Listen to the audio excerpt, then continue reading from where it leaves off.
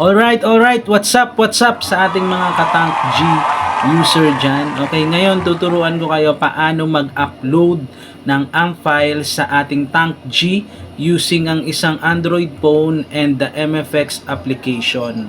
Okay, so first thing na muna na gagawin natin is dapat connected yung Tank G nyo sa ating Android phone. Then after the connection of Tank G sa ating Android phone, kailangan ma-connect din natin yung ating Tank G sa MFX application. Through Bluetooth connection yan ng mga yan.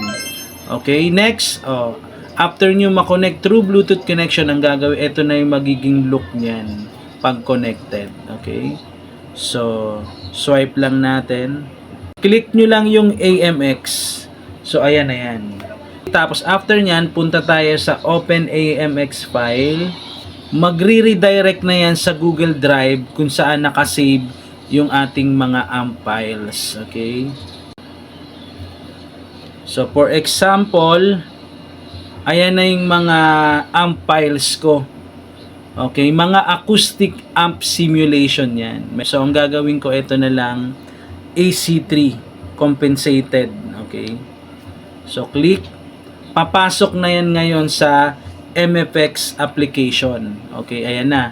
AC3 Compensated Enhanced B1-1 AM2 data. Okay. Click nyo lang audition. Ayan. Then, paano naman ngayon yan papasok sa Tank G from MFX application? Save to device. Click nyo. Then, nandyan na yung 9 slot kung saan pwede nyong ilagay yung AMP files. Okay? Pero basically, may mga nakalagay dyan na stock AMP files. Okay? Pero pwede rin yung ma-rewrite. Okay? Click nya. For example, nakalagay na dyan is 1. Pwede rin sa 2, 3, and 4, and so forth. So, gawin natin sa 1 lang muna. Then, click nyo confirm save. Okay, so ayun na. Nakasave na yon sa inyong Tank G.